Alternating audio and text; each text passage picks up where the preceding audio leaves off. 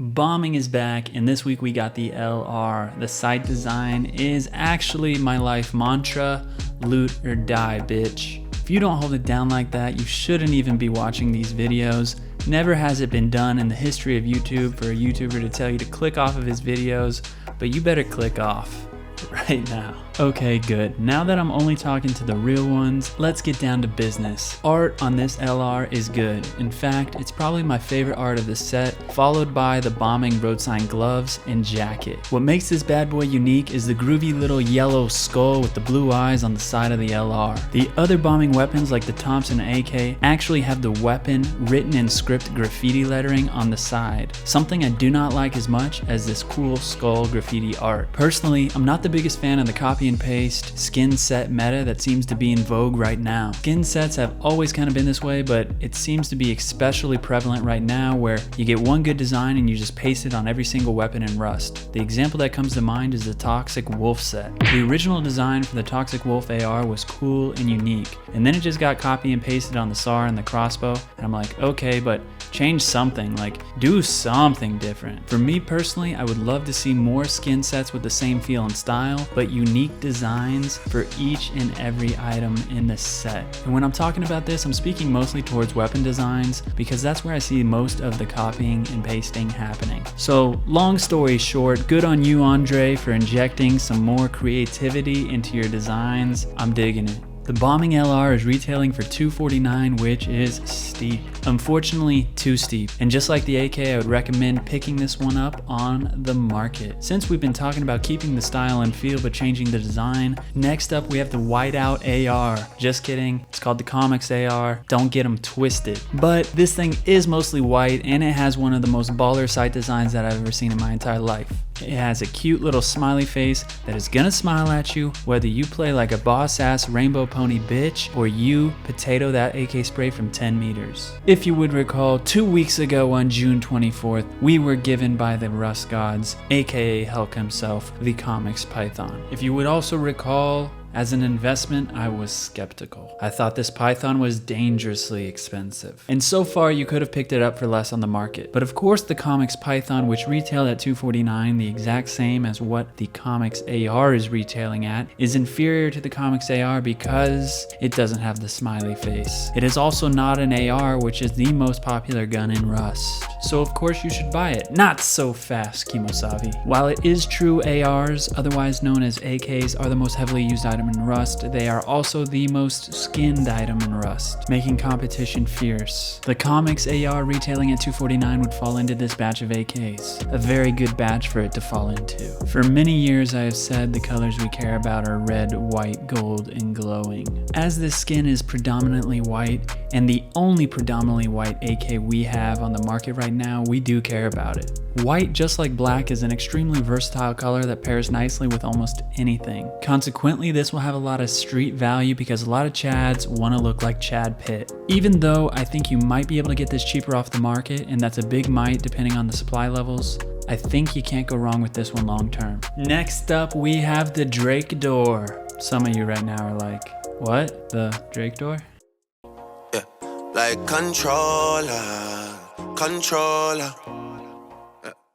God damn, that song's such a vibe. But yes, we have the controller room door this week. I'll admit, when I first saw the door, I didn't think it was anything special. But much like the song Controller, I actually think it's a vibe in game. You see, this skin has character. When you build a base, that base has a vibe. And typically, it goes one of two ways. You either build a base that's clowny and trolly-oly, or you build a compound that lets everybody in the neighborhood know they're in for a bad time. This skin is definitely the latter. It doesn't have the monster glow that we've seen on some skins in the past, but it has a nice, subtle, ominous glow that I really like. Now, should you invest in it? That question is of course trickier to answer, as we have 135 different sheet metal door skin options.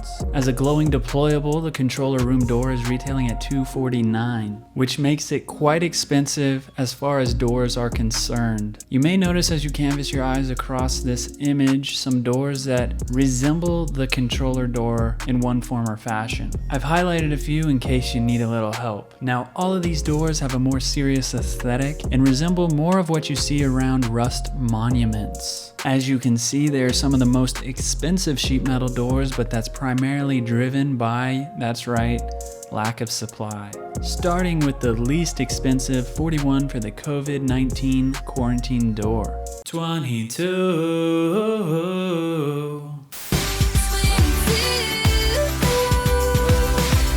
for the emergency exit door, 20 for the we all live in a red submarine door, and 17 for the always untimely helicopter door. Bottom line is you're gonna wanna watch supply levels with this one. Right now it's third on the top sellers, which is surprising. I would have thought it would have been lower. Third is actually not a good spot for this to be at. I'd like to see it in last or second to last. If it stays here, I'll probably wait to pick it up on the market. The Desert Raiders set is back this week with the Thompson. I think the Thompson definitely has to be one of the harder guns to design because there's enough space to do something, but not enough to really do something.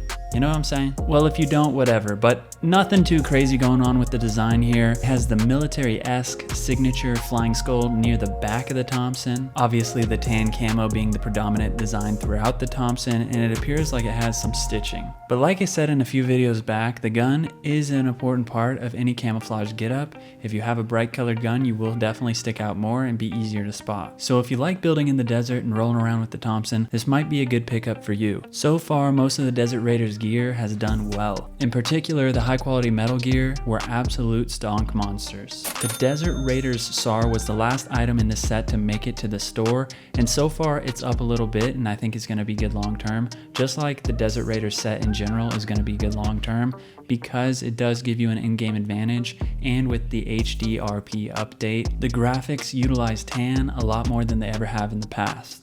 It's a weapon intensive week, and next up on the list is the hunting rifle. This thing has lions, tigers, and bears. Just kidding, it has mostly deer all over this thing. Just like a shit ton of deer. I don't even know what these weirdo deers are doing.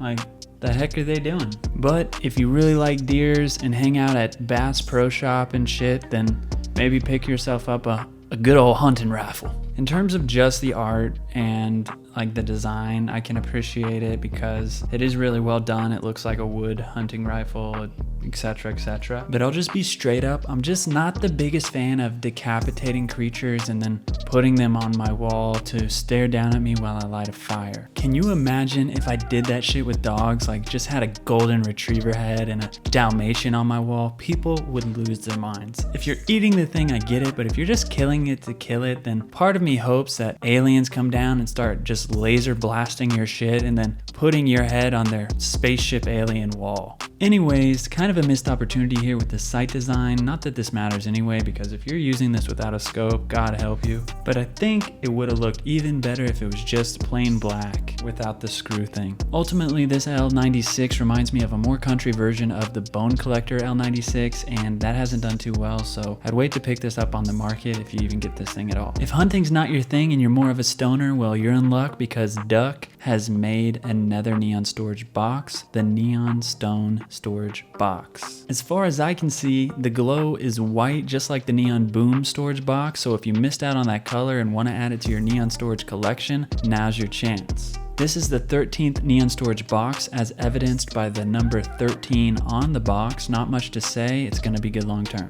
You already know I saved the best for last. Lord baby Jesus in heaven blessed us this week with the rainbow pony kilt and boots. Hallelujah. This set is the second best set in Rust next to the fish set. Should you buy these? I don't know. Should you buy Berkshire Hathaway 25 years ago? Just look at these things, and that type of ankle flexion does not look good for my bro, but the design on these boots is just insane. You got the rainbow coming out the mouth, you got the pony head, you got the eyelashes. I know you missed the eyelashes. You got the mane. These boots are bonkers bananas. If Adidas came out with rainbow pony boots, I would go broke.